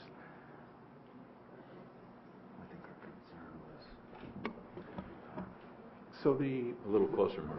Sorry, yes. The way the plan is set up, there is no plan to use eminent domain on commercial properties. And as David indicated, the plan prohibits the use of eminent domain in residential properties.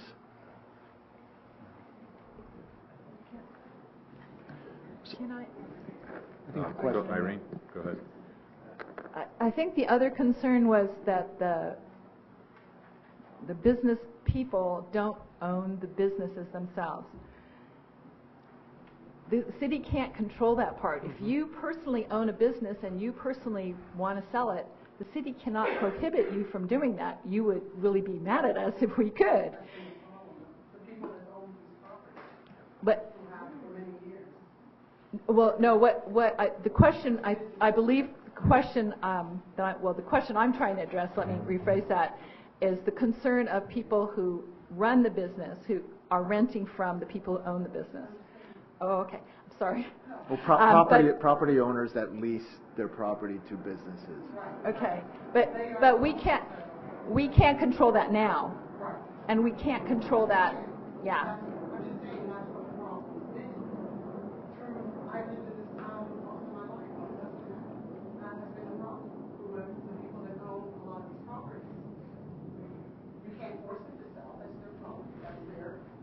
Exactly. Yeah. Yes. Oh, yes. Absolutely. Yeah. So what I'm saying is, this ordinance or any proposed ordinance, we can't address that. I guess is what I'm trying to say. There's no guarantees now. There's no guarantees after if we get this ordinance passed. It's just not in our control. But what it does do is encourage property owners to do more with their property. They have been restricted, and we've had some issues on the avenue and a lot of other properties where there's one or two owners that own multiple lots that don't want to do anything. They've wanted to do things over the years too, but unfortunately there's restrictions. So this opens it up, and I think this encourages that. So Russ talked about, and this is really not a question, he just made a comment about on Reed Avenue. He said that looks like San Francisco. Well, I don't know about that. It's far from, I think, San Francisco if you've driven downtown. But then again, and I'll make another comment. I had a business in downtown San Francisco right off of 3rd Street.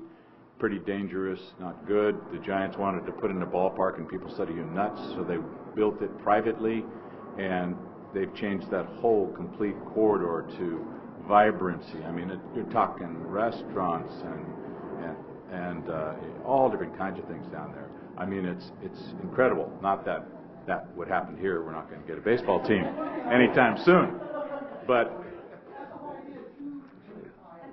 it was discussed. Exactly. And we know, we're not Burlingame, we're not South City, we're not San Francisco, but we are San Bruno, and we have our own special character, and I think a lot of this encourages that and opens the door to do more within our own town. So anyway, let me see.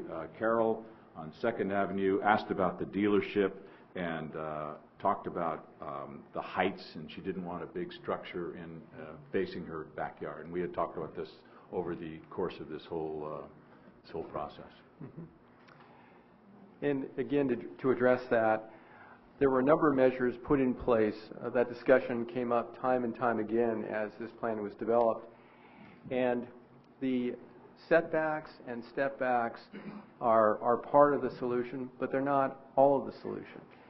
As I mentioned in the presentation, all the individual development projects will go through a review process. They'll all go through a development review process.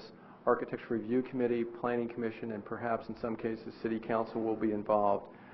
There are the guidelines. So we will be looking at individual circumstances, looking at individual designs, and as we can have adjustments to extend beyond the step backs and setbacks and create even greater articulation.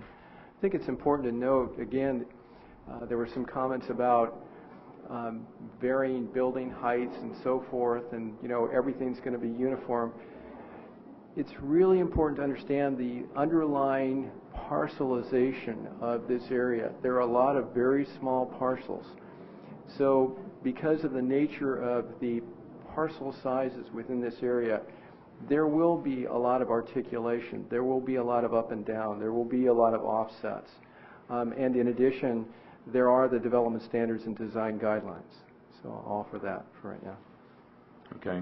There was a comment made, more comments than questions actually, about targeting the middle class and working class, and for instance, the crossing, which I think is a great development. We could have had something entirely different there, which would have been really unfortunate.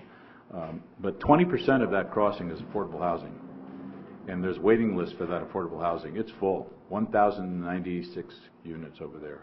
So it's great. I mean, it really has changed that whole area, which was a vacant Navy facility site that went out to auction, and it could have been something a lot worse. So I don't think we can say this is exactly how it's going to come out as far as the population in that particular makeup, but I think you open the door to encourage a lot of jobs for real people here, and a lot of affordable housing, which will be mandated by the city in this particular development. So we'll work hard for that. We don't want to exclude anybody, and have never excluded anyone.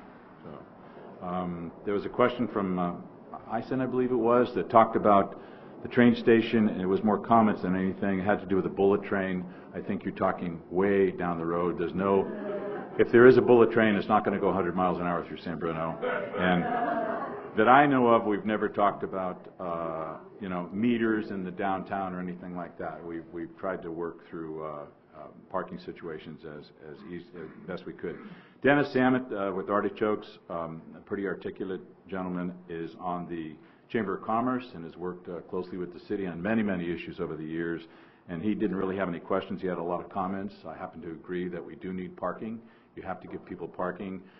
But what is happening here, and what we hope to happen here over the next number of years, is that if you supply housing stock near a train station, near BART, near Caltrain, near Samtrans, it encourages people, as they do in San Francisco, to take mass transit. So I think, in fact, you will have a lot less cars for the people that live here, but you will supply parking for the people that want to come here.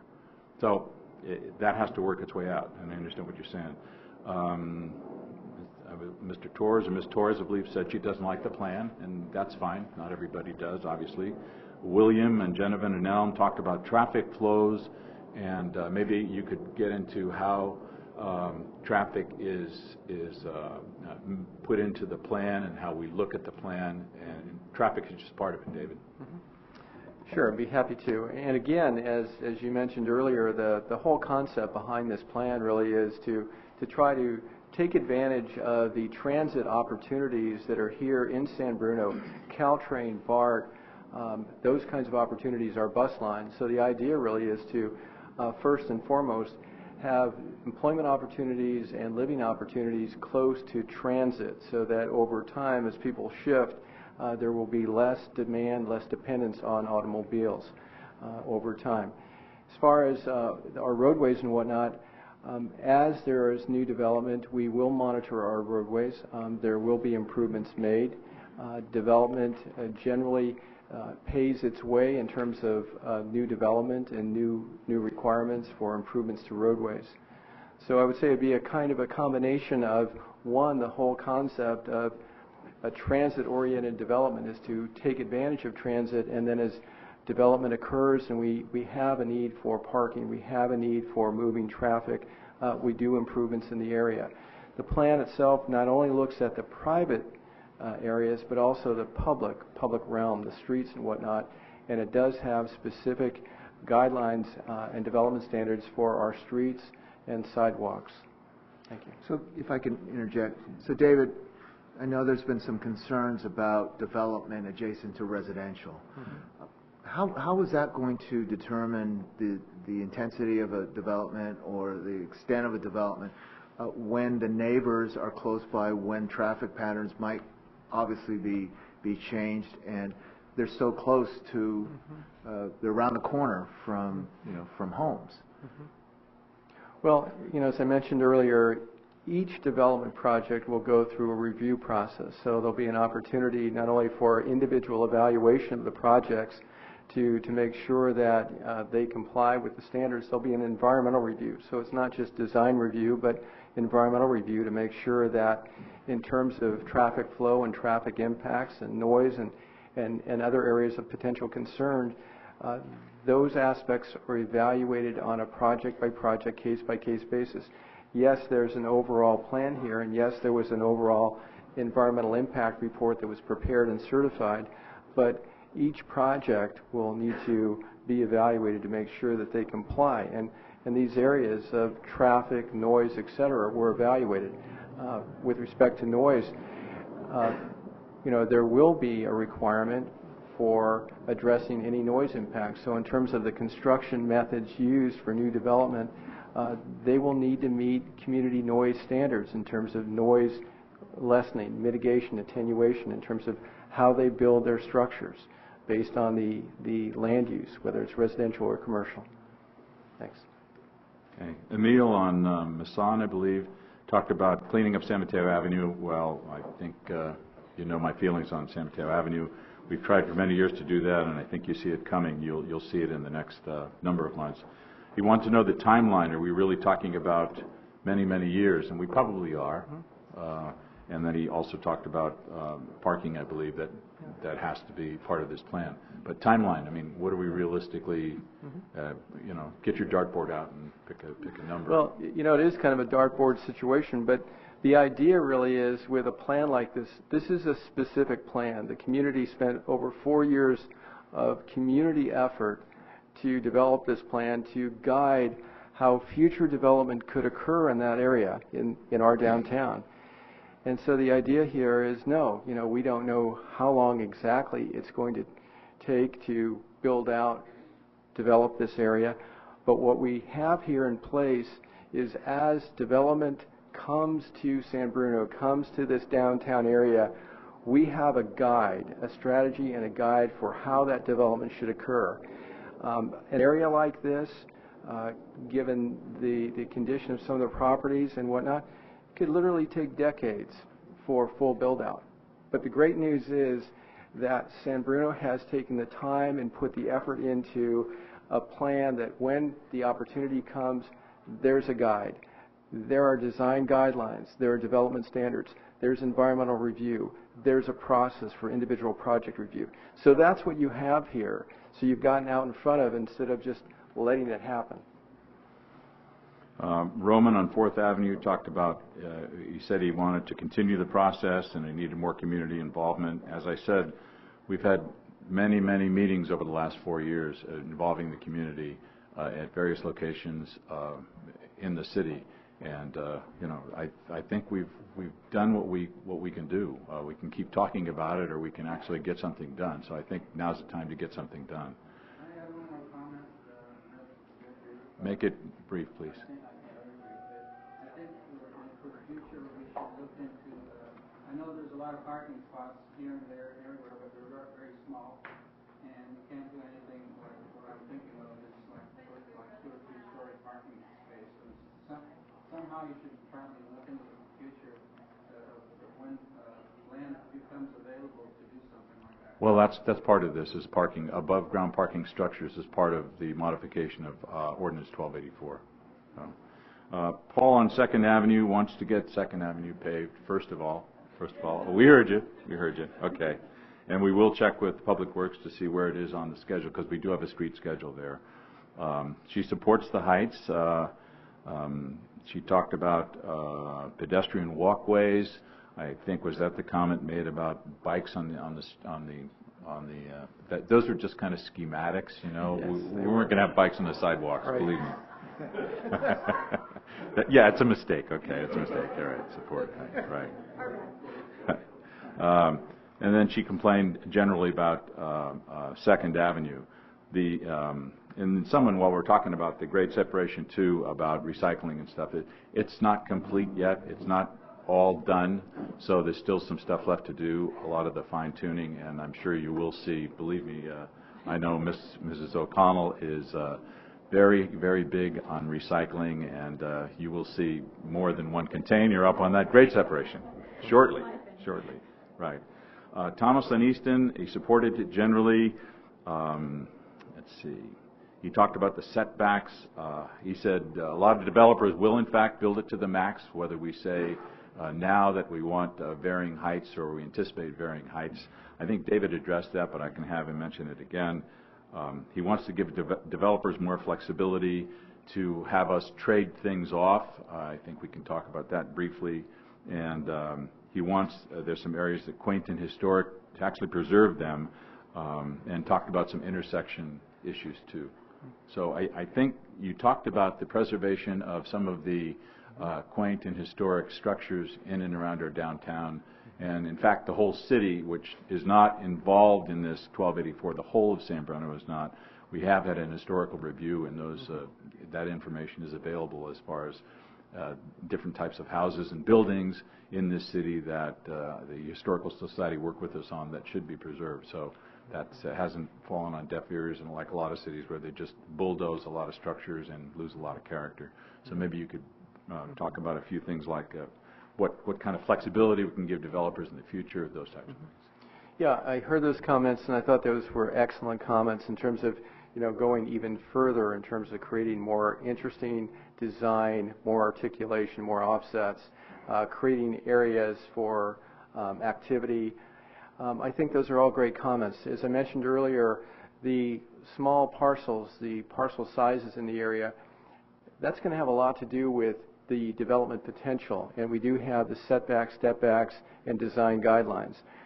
One thing that we need to realize is that in addition to the Ordinance 1284 amendment that we've been talking about this evening, another aspect of implementing the Transit Corridors Plan is putting these design guidelines and development standards into our zoning code and further refining them. So the gentleman's comments, I think, are well taken, and I think that there's an opportunity as we go forward and actually put the development standards, refine them, develop them into our zoning code, that there is the opportunity for further refinement and to create even more interest and opportunity as he suggested. So I agree, and I think we'll do that, and we have the opportunity to do that with our zoning code update.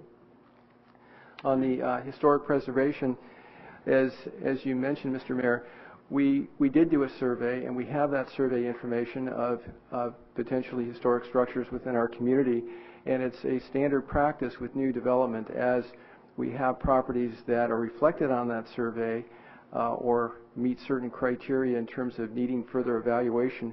We actually require, as part of a development review process, that there be an historic resource assessment of the property to get an understanding of its value, its history, and to the extent it should be or could be incorporated into a redevelopment of that site or preserved outright.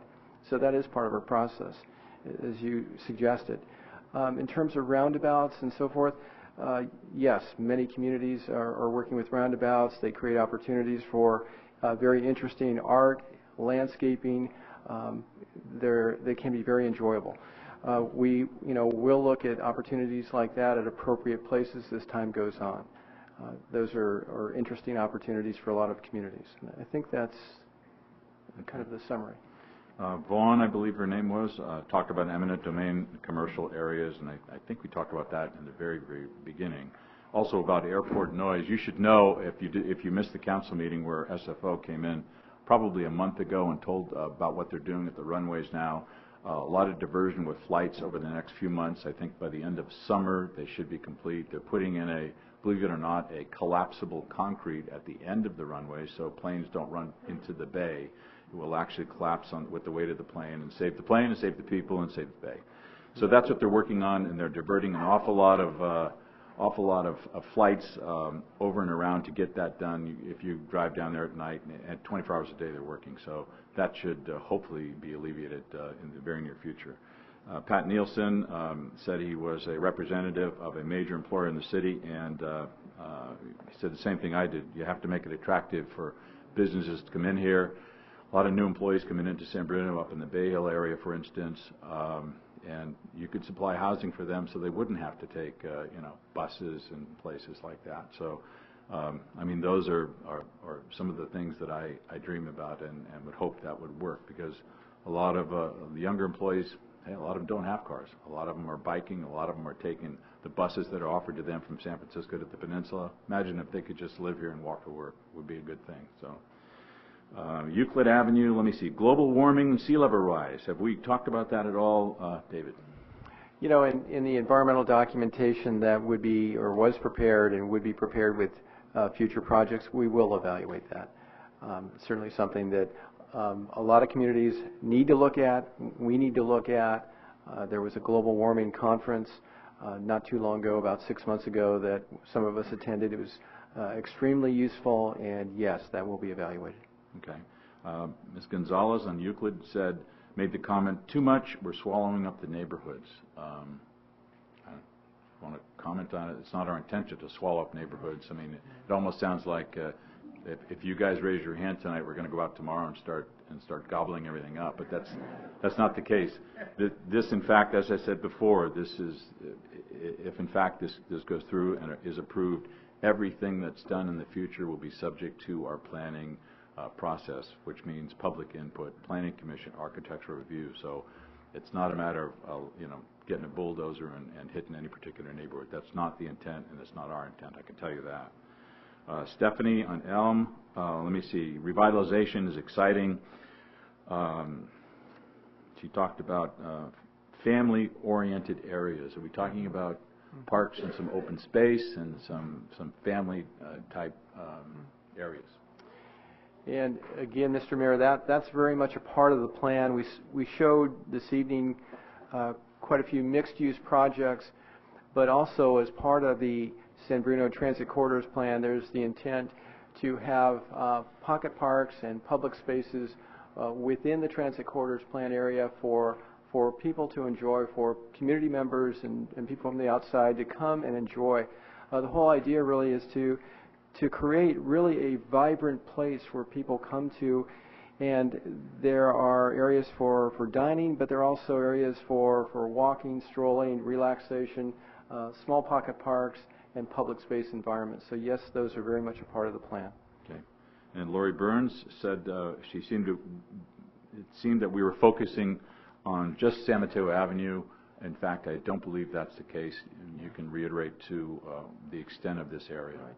And I'd be happy to. And in terms of the overall plan, as I mentioned earlier, we're really looking at an area that's about 150 acres, and it comprises really the, let me see if I can get there fairly quickly, but it incorporates all of the major transportation corridors within our downtown, kind of moving out from San Mateo Avenue and including El Camino Real, Huntington Avenue, San Bruno Avenue, and I'll get there in a minute. But it is a large area. It's 150 acres of area.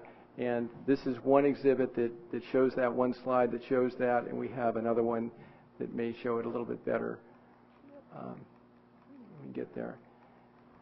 Well, while you're looking for it, I mean, we've had speakers, or the gentleman that lives on Reed Avenue. That is a corridor along El Camino. There's also the residents of 2nd Avenue and the residents of 4th Avenue. That's the San Bruno Avenue corridor. Okay. So there are residents that are in tune to what may happen, and they're concerned.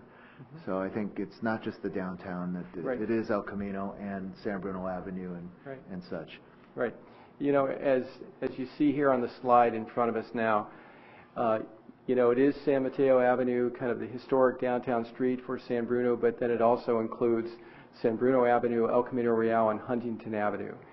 And generally the focus would be the commercial core of those areas. Okay, thank you. Also, Stephanie mentioned tailoring the project to income brackets, and that goes along with our affordable housing element that in fact would be incorporated into this, just like it is with other developments there too. So what is affordable housing and what will it be in 20 years? I have no idea, but we've always tried to incorporate, you know, we don't want to gentrify San Bruno, and that's not what we're about. So. And then Joe Lacey said this will have a big impact on crime. Where are you going to get the money for police, for fire? I'm sorry? Oh, okay. That's good. And he's very aggressive on this. He wants the project. He said. And no, but of course the answer to that, and I'll let the city manager expound on that a little bit, is that the more development you have, the more tax revenue you have, the more general fund you have, the more police and fire and everything else that you can support. So that's how it goes. I mean, you can see what we haven't been able to do in the last number of years. The vacant buildings, the theater is a great example sitting there. In not too many months, it'll be down. You'll have 40 plus units maybe up on top, retail down below, and that's income that hasn't been coming to the city for many years. So I'll just let the city manager kind of walk through that a little bit. Also that crime associated with transferring from that. I mean, you walk down San Mateo Avenue and there's a guy sitting in every doorway. He would be using this kind of stuff. And you know, we don't seem to have a handle on that now. Okay. Okay. Just add to what the mayor said. These issues are front and center on the city's radar screen and of enormous concern and interest to the city council. Over the years, the city has been heavily impacted by reductions in services and the inability to afford service levels at the standard that you should be able to expect. As the mayor indicated, as development and revenues float the boat a little higher, so to speak, a number of things begin to happen. Number one is that just generally there's additional potential for tax revenues to be available to support the increased demand and need for services. Secondly, during the development implementation process, the development review process, there is an opportunity to, particularly in a more robust development environment, to impose impact fees or other mechanisms by which development is required to pay its own way long term. We'll be looking at some of those initiatives as part of the long-term implementation of the plan. In general, I would say that no plan is going to be successful without these issues being addressed front and center, and that will be that is and will continue to be part of our development plan review and our development planning process. All right. I think that almost wraps it up, but I just want to tell you we're going to get together and bring this to the City Council and tell them about the meeting we had here tonight and what our recommendation is, and we're going to hash it over at the council meeting about putting this on the ballot, but I'm going to take a chance and just ask you, and it's not official and it's not scientific, but who supports the plan as it is? Okay.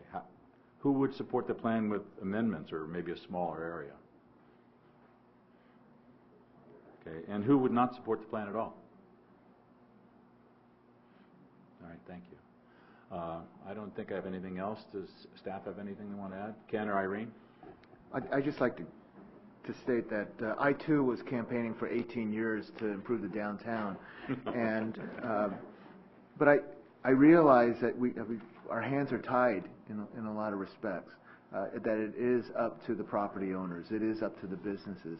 And I remember the question 18 years ago was, why don't you bring Starbucks to San Mateo Avenue? And the question, I go, I can't bring, I mean, why would Starbucks come? So the issue was, we needed to do something to enhance San Mateo Avenue without general fund money, without redevelopment. 18 years ago, we didn't have the funds. Although we did spend $750,000. We put some new lighting in. We redid some parking issues, and we did put the trees in the pots that need to be replaced now. Right. But 18 years ago, it was an improvement. We eventually did get redevelopment, and we were able to give money to some of the businesses, the property owners, to improve the facades. And lo and behold, Starbucks came. San Bruno has 6 Starbucks now. It is a very attractive community. We have a lot of businesses and a lot of employees up in the Bay Hill area. We're hoping that they will come down to the downtown. We're hoping that they'll live in San Bruno. We're hoping that the grade separation, the train station, with the new circulation, the lights, we can make left turns now on San Bruno Avenue. We're hoping that that's going to catapult some development. But it's not going to happen overnight. We're celebrating 100 years of this city this year, and I have to admit that whoever planned the first 100 years didn't do a good job. First 80. Yeah. That's right. We've been here. So yes, this is a plan for the next 100 years. This is not a plan for the next 5 or 10 years.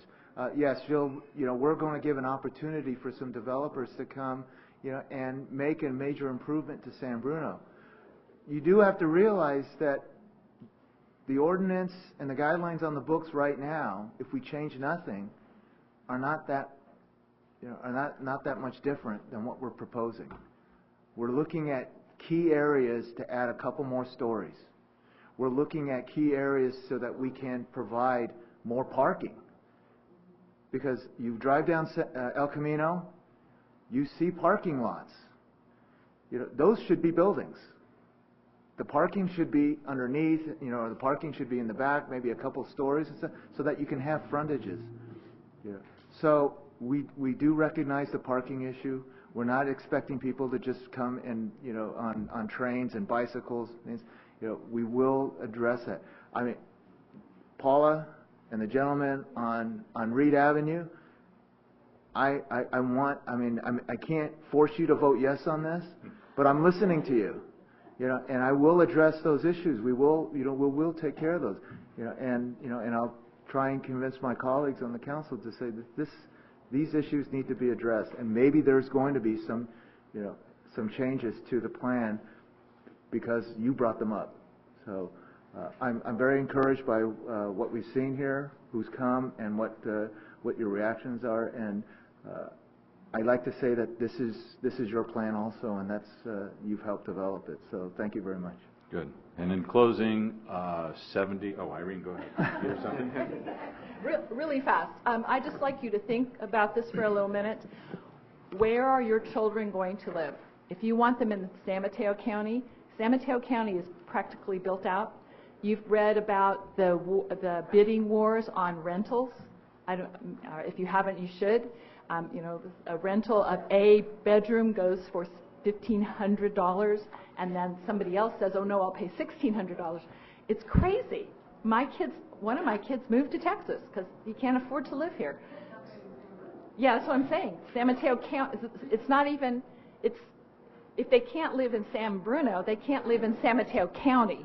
So part of this plan, recognize it, is to provide some kind of residential places for our kids to go, so we don't have to fly to Texas, please, to go visit them.